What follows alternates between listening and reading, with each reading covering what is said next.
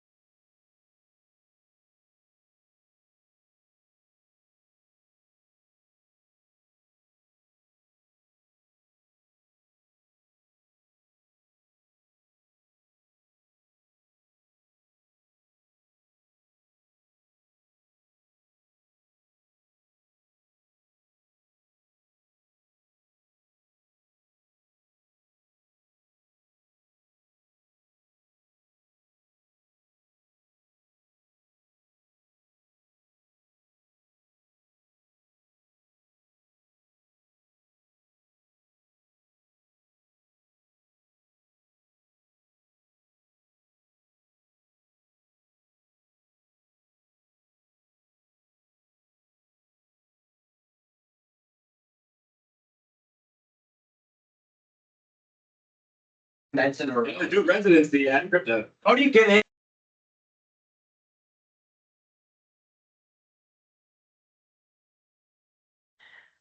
All right, thank you. A few people are still trickling in, but we'll get started. Good afternoon, everyone. Thank you for joining today's workshop for the Solar Utilities Reporting, Guidance, and Education Surge Compliance Portal. Surge is an initiative supporting Assembly Bill 2143 and Public Utilities Code Section 769.2 and is directed by the California Public Utilities Commission. Let's go over a quick disclaimer slide. This presentation will only go over a summary of AB 2143 and PUC 769.2. During this workshop, we will focus on the Surge Compliance Portal and the different forms that contractors need to complete. These include the contract registration, the project registration, and the certified payroll submissions for Surge. We want to emphasize that this workshop will not cover how to determine prevailing wages and preparing certified payroll records. You can visit the Department of Industrial Relations, DIR, their website for this information, and we provided the link here for you all. Additionally, the previous webinar on May 29th included speakers from the DIR Labor Commissioner's Office, and the recording is available at the link provided here. And we can also share these presentation slides with everyone here. All right, next slide. Here are the workshop ground rules. The webinar is being recorded and a copy of the presentation slides will be available to everybody. Mics will be muted and cameras disabled to avoid background noise and distraction. For any questions, please submit them using the Q&A feature in Teams. However, please remember that we will not be answering project-specific prevailing wage or certified payroll preparation type questions. Again, these questions will need to be directed to the DIR for their guidance. And finally, please be respectful of other participants and presenters as we are here to share and learn information together. Today's presenters are Sylvia Lin, who is the Surge Project Manager, and Ariana Fernandez, who is the Senior Prevailing Wage Consultant and Trainer. Both presenters are experts when it comes to understanding the contractor's requirements under AB 2143 and PUC 769.2. To contact any of us at Surge, please email info@cpucsurge.org or call us at 1-800-549-2143.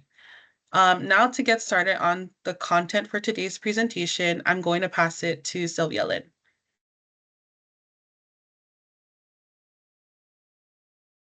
Thank you, Brittany. And hello, everyone. Thank you for attending. So starting out with a little bit of an overview on AB 2143 and the related Public Utilities Code Section 769.2.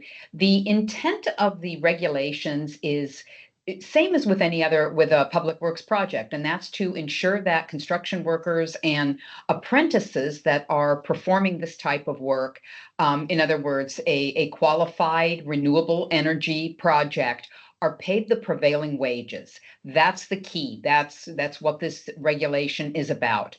It went into effect on January 1st of this year, and it applies to any renewable energy generation facility and or any battery storage that's installed. And the key here is it's any project that is eligible for the NEM tariff under Public Utilities Code 2827 and 0.1 and 2827. So that's what is referred to as the NEM tariff.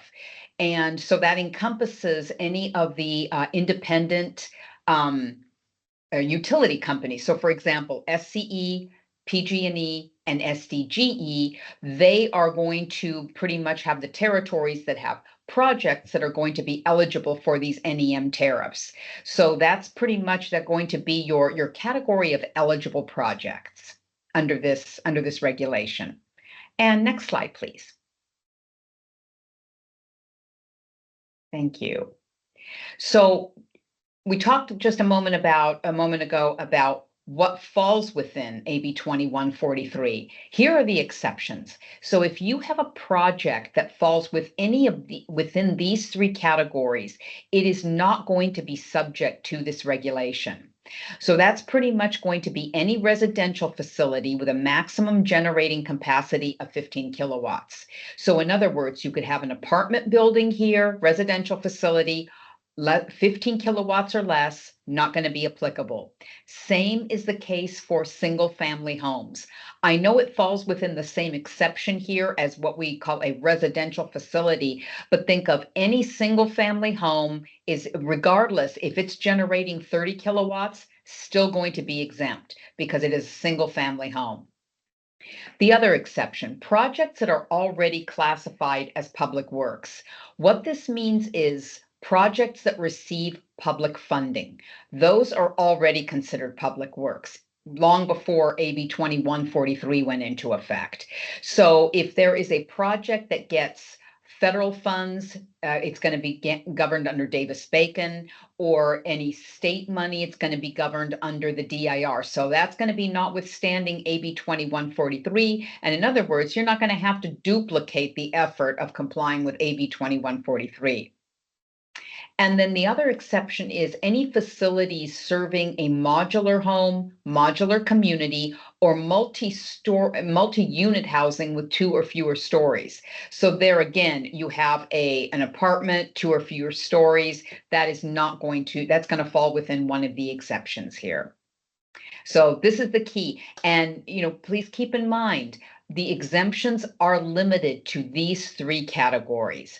I know there is a lot of discussion, a lot of questions in terms of other areas where this may not apply, but if the construction is subject to the NEM tariff, if it's eligible for that, and it doesn't fall within one of these categories, it's going to need to apply. It is going to have to comply, rather, with AB 2143. And next slide, please.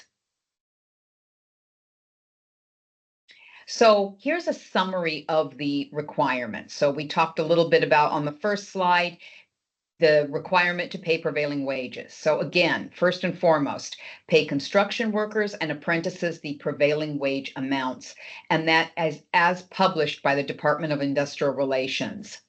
And real quick here too, you see reference on these slides to both AB 2143 and then the Public Utilities Code, section 769.2. That is the section under the Public Utilities Code, what they call the codified version of AB 2143, that specifically focuses on having to pay prevailing wages. So there's a lot of other language in AB 2143. The Utilities Code narrows in on this requirement, as well as this next item, to maintain and verify certified certified payroll records through the Department of Industrial Relations. So in other words, it's not just the payment of prevailing wages, it's documenting that and running a certified payroll report, and then everything that goes into the payroll report, completing that in accordance with what the regulatory requirements are. And then with respect to AB 2143, you will need to submit a digital copy of that certified payroll report to the commission. In other words, here it's going to be the Surge portal twice a year. It's due coming up July 1st. So if you've had any eligible projects where you received your interconnection after January 1st of this year, and you've had construction since January 1st, you will have payroll reports that need to be uploaded to the Surge portal by July the 1st. And then the other deadline, the other biannual deadline, is December 31st of each year. And next slide, please. So the impact to the customer. So here, the customer is the property owner. So if you're a contractor, you entered into a contract with somebody who owns a, let's say, commercial business, and they want a solar system installed on their facility. That's the customer. That's the person you entered into the contract with for the construction work. So if the contractor does not submit copies of the certified payroll reports, as we just discussed in that last slide, then the impact here is that it may result in the loss of service to the net metering or the billing tariff for the qualified project. So in other words, that customer is not going to derive the benefit of that tariff from that project if the contractor is out of compliance and does not submit their certified payroll. And next slide, please. So here are the participants. This is what everyone that is involved in this process in order to facilitate, to implement, and monitor AB 2143. So it all starts with the investor-owned utilities. So that's going to be SCE, PG&E, SDGE. And it begins with the contractor and or the owner of the project completing their interconnection application, which you likely have been doing long before AB 2143 went into effect. You're going to need that interconnection application, a permission to operate. So that pretty much remains the same, but that's going to be the first step in your process, probably even before construction starts. So that's really how it should be. Part of that process is that the contractor and or the owner, you're going to review what we call an AB 2143 checklist that will be provided to you by the utility. And that's just going to go through and identify for you what those requirements are as you embark upon this project. And then the owner of the project, so that is the property owner where the solar system is being installed, they're going to have to sign an AB 2143 disclosure form. And that simply states that they were notified of this requirement and that has been communicated to them and that they agree to this. And that will have to be shared with the contractors as well, that disclosure form. So the next step in the overall process brings the Department of Industrial Relations into this. So that is the DIR, and the DIR is the enforcement arm of this. They're the ones who make sure that the labor codes are adhered to with respect to payment of prevailing wages, that the proper documents are submitted. So the first thing you're going to do is you're going to register. You as a contractor need to register with the DIR. And that's what we call a contractor registration with the DIR. The property owner or the customer, they're going to come into this process as well because they need to register the project with the DIR. So that identifies it as an eligible project, going to be a public works project with the DIR. So you as the contractor register with the DIR, the customer registers the project with the DIR. And you will need to pay the prevailing wage amounts for the qualified workers as well as apprentice requirements that apply. So that is just the overall public works requirement. And you're going to have to submit your certified payroll information to the DIR. So you're submitting a kind of like an excerpt of your certified payroll information, because the DIR, they're really concerned themselves with, are you paying prevailing wages? Do you have your employee properly classified within the requirement of the DIR? So they have a separate online form, very straightforward, on their website, where you're going to enter that information, and you're going to do that on a monthly basis, as distinguished from biannually with the Public Utilities Commission. So keep that in mind. To the DIR, that's going to be on a monthly basis through their website. Then this is where the California Public Utilities Commission platform, Surge, comes into the process.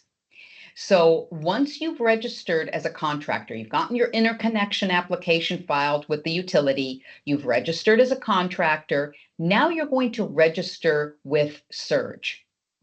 And you're going to register as a contractor, and you're going to, one thing you need to make sure that you have your register the project. I'll go into that in just a second here, but make sure that you have the interconnection number already once you go into Surge. Now, all contractors need to register with Surge as a contractor. If you have a project as a contractor where you are the prime and you will have subcontractors performing as well. So again, subcontractors under contract with you as the prime to perform a certain scope of the work. You'll be responsible as the prime for registering the project with Surge. Now, I want to keep in mind to differentiate between what is done on the DIR side on project registration. That is the customer. That's the property owner who registers the project. Once you are in Surge is where the contractors are using that portal. So if you're a prime, you're going to register yourself as a contractor, and you're also going to register your project. That's going to generate a project ID number that you'll need to provide to your subcontractors. If you are a subcontractor, you don't register the project, only the prime does. And at all contractors, whether you are designated as a prime or a sub, you need to submit your certified payroll reports by those biannual due dates of July 1st and December 31st. Now, that's a little bit different of a process in terms of how you're going to get those payroll reports into Surge. What you're going to do is upload a PDF form versus going in and just entering data online. So you're just going to upload a PDF. And the payroll report that you can use for that process for your certified payroll, it's called a Form A-1-131, and that can be downloaded from the DIR's website. It's a very straightforward. In fact, I believe we even have the link on the Surge website. You can use that form, or if you have the equivalent of that form that contains all of the same information and can be uploaded to Surge, that's fine as well. The requirement is simply that the information is the same. So it'll have fields like the employee's name, their social security, their address, classification, rate of pay. So all of the statutory elements of that certified payroll. So just to recap real quick, you start with the utility, file your interconnection application. Department of Industrial Relations, you register as a contractor. If you're an owner, you register the project. Make sure to upload your payroll reports on a monthly basis. And in Surge, again, you register as the contractor. If you're a prime, you register the project. Or if there's no distinction, prime versus sub, whatever contractor's on that project registers it. And submit your certified payrolls by July 1st and December 31st. And next slide, please. All right, just again, to recap here, you are submitting to two participants in this process, two entities, to Surge and to the DIR. So pursuant to the labor code 1771.4, And this is what the DIR adheres to. Contractors must furnish their certified payroll records directly to the Labor Commissioner, i.e. the DIR, at least monthly. AB 2143, newly enacted as of January 1st, you're going to submit that biannually by July 1st and December 31st. Something I'd really like to emphasize here on the AB 2143 submittals. Even though the statutory deadline is July 1st and December 31st, you may submit to Surge more frequently than that. In fact, if you find that it's just easier to do it at the same time that you submit to the DIR, submit to Surge monthly, makes it that much more manageable probably for you. So keep in mind that those biannual dates are simply pursuant to the regulation. You are more than welcome and encouraged to submit more frequently than that. And the next slide, please. Okay, again, submit your certified payroll to the DIR monthly. Again, we're just kind of restating what those regulatory requirements are here. So, this is something, all of this is grounded in either AB 2143 and also under the Public Works Code. So DIR monthly to Surge, we have that deadline coming up. So please remember, if you have a project that you are actively performing construction on, you received your interconnection application ID after January 1st, 2024, you will need to submit those payrolls by July 1st. Please keep in mind too that our team, we're staffed, we're ready to help the contractors with any questions that you have on the contractor registration, project registration, or payroll submission. So please don't hesitate to reach out to us. That's why we're here. And with that, I'm going to turn it over to Ariana Fernandez. Thank you, Sylvia. Welcome, everyone. My name is Ariana. I'll be taking you through the rest of the slides here. So just giving you a little overview of SURGE. So it stands for the Solar Utilities Reporting Guidance and Education.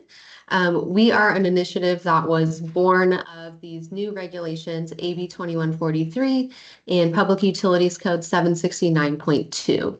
So we are here to help the California Public Utilities Commission collect all of these certified payroll records and store them for 5 years, like the requirement says, as well as to help the contractors navigate through the compliance requirements. So we have a lot of resources and education posted on our website for the contractors that specifically deals with AB 2143 and the Public Utilities Code 769.2. We also have our dedicated email address and phone number, so you can reach out to us with any questions. And we created the Surge compliance portal for the contractors to submit the payroll records to the CPUC. The next slide. Okay, so I'm going to go into a little bit more depth here in our Surge portal for the contractor registration, project registration, and certified payroll submission. And next slide. Okay, so I'm not going to give you like a step-by-step tutorial, but we have created and posted some if you're interested. This PowerPoint will be sent out at the end of this, so you can click on these links at the top right corner to watch our tutorials. So right now, I'm just going to take you through a bit of a high-level overview. So first, we'll talk about the contractor registration. This is required for primes and subs. And the first step is going to be for you to create a submittable account. This is free for all contractors, and you'll need that account number to access the portal. So once you create your account and you navigate to our website, you'll go in and find the contractor registration tab. So it'll be clearly broken out. You will fill out and complete the form using this information here that's on the right, highlighted in yellow. So notably, you'll need to provide your contractor state license board and the DIR Public Works contractor registration number with your application. And then one of these Surge teammates will review it. We'll make sure everything is complete. And once it's approved, you'll receive your contractor identification number. the SIN number is what it's referred to. So it's a pretty long number. Unfortunately, we can't change it or alter it. That's just what the system generates. So I recommend copying and pasting it and saving it in a Word doc or emailing it to yourself. You'll also always have a copy of it in Surge. And you'll need to use that number when you submit copies of payrolls and register projects if you're a prime. And next slide. Okay, so next we'll talk about the project registration. So in Surge, this is only the responsibility of the prime contractor. Subs don't need to register the project. So once again, you'll log into your submittable account. You'll navigate to the project registration form, and then you'll answer a brief questionnaire to ensure your project is subject to the AB 2143 requirements. So after that, you'll go in and complete the project registration, once again, using the information here that's highlighted in yellow on the right. So you'll need your contractor identification number, you'll need the interconnection application ID number from your utility, and you'll need other information like the project owner contact information. Sorry, my lights are on a motion sensor. So once the project registration is completed, once again, a Surge team member will review it. We'll either approve your application or we'll open it up for editing if any information is needed. And once that project is approved, you'll receive the project identification number, the PIN number. So again, it's going to be pretty long, so I recommend copying and pasting it and saving it somewhere on your desktop, because you will need that when you submit your payroll records. So if you're a prime contractor, remember to share that PIN number with your subs. And conversely, if you're a subcontractor and don't have that PIN number, be sure to reach out to your prime. And next slide, please. Okay, lastly, we'll talk about the certified payroll submission. So once again, you'll log into your submittable account and navigate to the certified payroll submission tab on the compliance portal. When you're entering your certified payroll, it's going to ask you again to input this information here that's on the right, like the project name, the PIN number. You'll need your contractor identification number and things like that. And then through Surge, you're just going to upload a copy of the A1-131 payroll reporting form. So you can just drop the PDF to us, make sure it includes that statement of compliance so that it's a certified payroll record. And then the Surge compliance team, once again, is going to review it. We are just checking to make sure that all the required fields are filled out. So if there's any adjustments needed, we'll reach out to you and we'll open your submission up for editing. If there's no revisions needed, we'll go ahead and approve it. And so you guys just need to make sure that you're submitting by these July 1st and December 31st deadlines. But as Sylvia mentioned, you are welcome to submit more frequently if needed. We recommend a monthly basis just to correspond with the DIR, but that'll be up to you. And next slide, please. Okay, so I'm actually going to pass it back to Brittany to finish us off. Okay, thank you so much, Ariana. Just to go over, this is different ways that you can contact us and different resources that we have for the Surge compliance portal. You can visit us on our website at www.cpucsurge.org.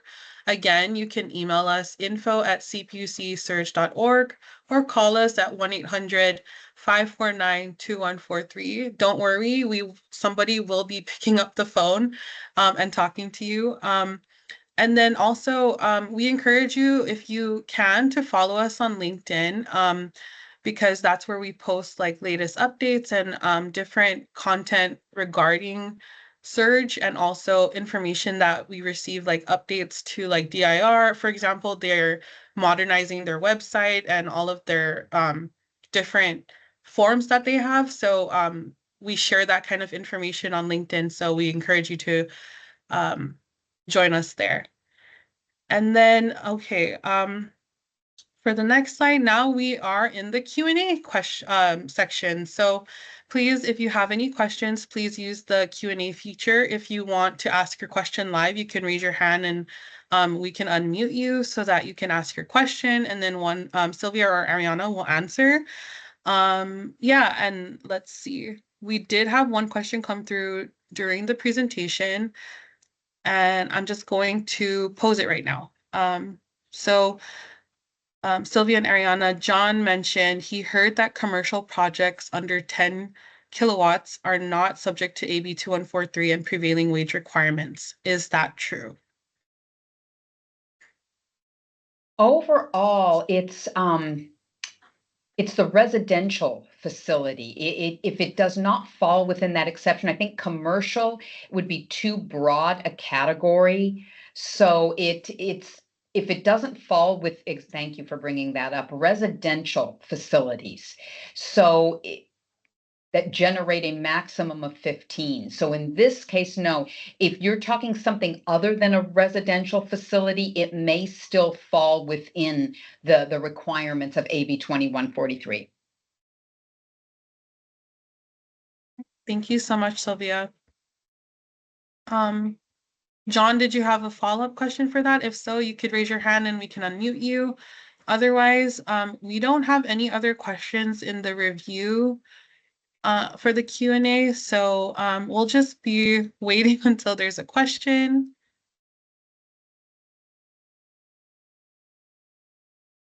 We'll give some time to think. Oh, here we go. Grizel says, let me just publish this real quick. What if the utility company is not publicly owned? Would the project still be required to follow AB 2143?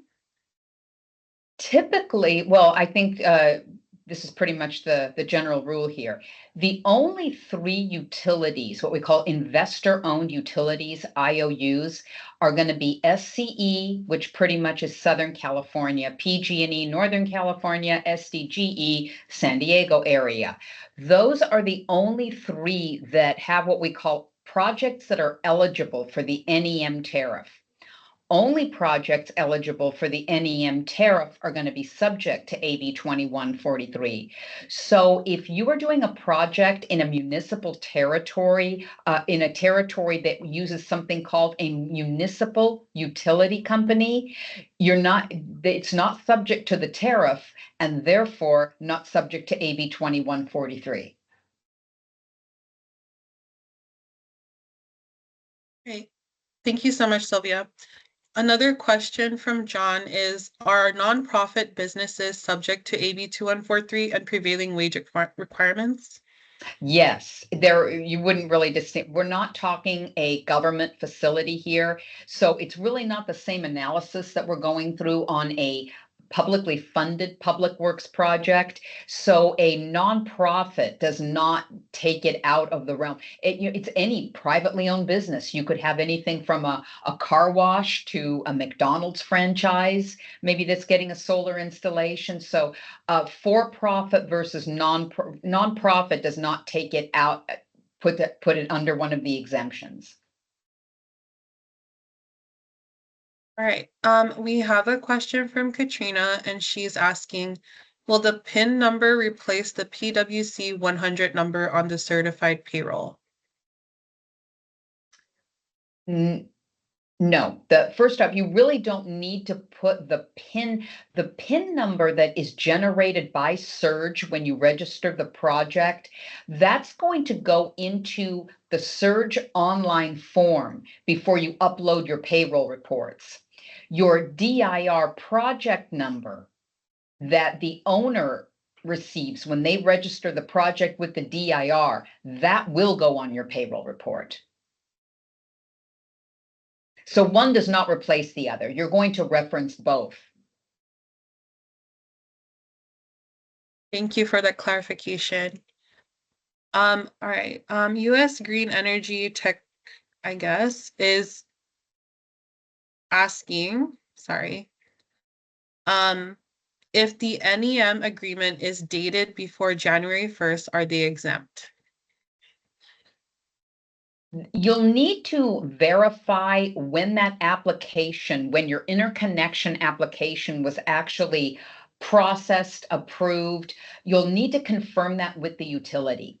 So if you filed that application with the utility and it was approved, processed prior to January 1st, 2024, it's not going to be eligible under AB 2143. So the regulations would not apply.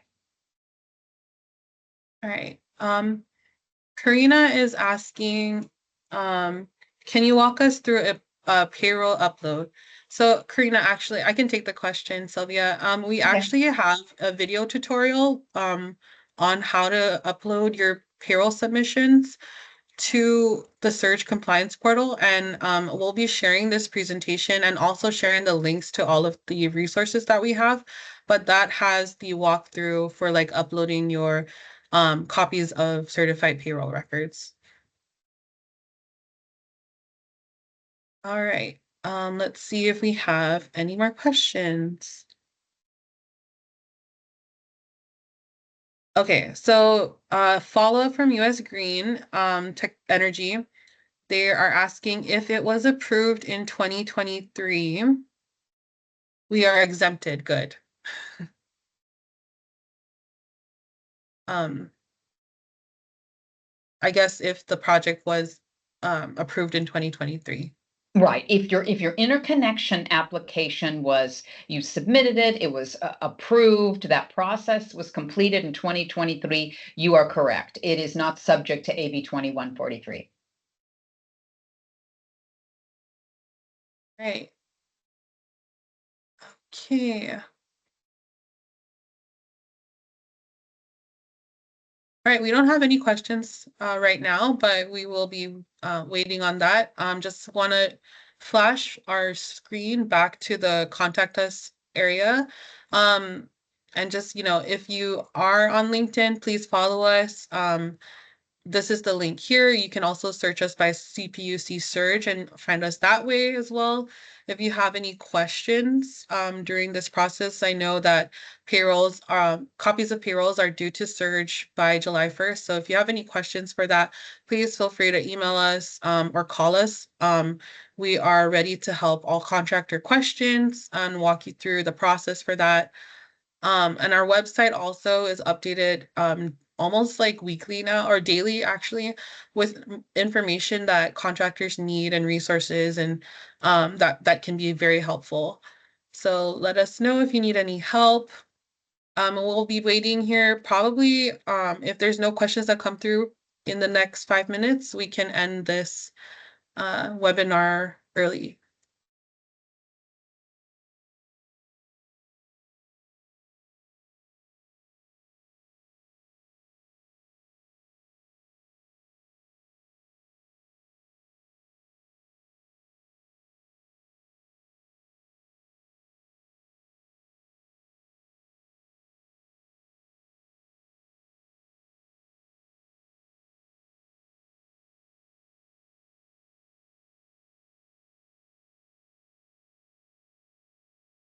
While we're waiting here, this is Ariana. I just wanted to share if any of the contractors are looking for additional guidance for public works and prevailing wages. The DIR does put out their own trainings and tutorials every year. They're all free to attend. The next one coming up is, I believe, July 9th. So it's online. If you just go onto the DIR's website under the Public Works tabs, there's a little link for prevailing wage trainings and tutorials. Like Brittany was mentioning, out some new updates to their system, like the contractor registration and things like that. So they're also offering more free trainings on that this week. So if anyone's interested in that, I would highly recommend that you guys sign up. We have also posted some helpful links on our website under the education tab, just linking to some of the important, public works information on the DIR's pages. So if anyone needs anything, that would be on Surge's website. And if you go to education, you'll find lots of helpful links.